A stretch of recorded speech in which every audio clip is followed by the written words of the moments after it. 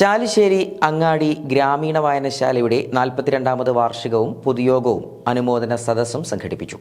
അനുമോദന സദസ്സ് മുൻ Kochi city deputy commissioner Shaju K Varghese ഉദ്ഘാടനം ചെയ്തു. ആദ്യകാലങ്ങളിൽ ഗ്രാമീണ വായനശാലയോടൊപ്പം ചേർന്ന് നിൽക്കാനും ഒരുപാട് പുസ്തകങ്ങൾ വായിക്കുവാൻ കഴിഞ്ഞിരുന്നത് വ്യക്തിജീവിതത്തിൽ ഏറെ സഹായകരമായെന്നും ഇപ്പോഴും ഗ്രാമീണ വായനശാല സജീവമായി പ്രവർത്തിക്കുന്നത് അഭിമാനമാണെന്നും ഉദ്ഘാടന പ്രസംഗത്തിൽ ഷാജു കെ വർഗീസ് പറഞ്ഞു.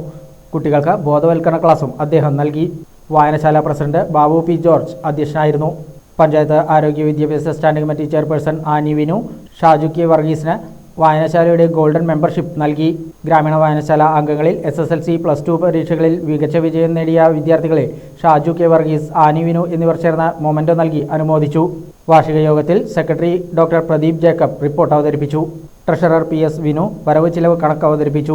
2024-25 വർഷത്തെ പുതിയ ഭാരവാഹികളായി പ്രസിഡന്റായി ബാബു പി ജോർജ്, സെക്രട്ടറിയായി ഡോക്ടർ പ്രദീപ് ജേക്കബ്, ട്രഷററായി PS വിനു, വൈസ് പ്രസിഡന്റായി TM ബഷീർ, ജോയിന്റ് സെക്രട്ടറിയായി CV Shabu, programme convener PK Sandeep, Shaju K Varghese ഉൾപ്പെടെ 12 അംഗ എക്സിക്യൂട്ടീവ് കമ്മിറ്റിയെയും തെരഞ്ഞെടുത്തു.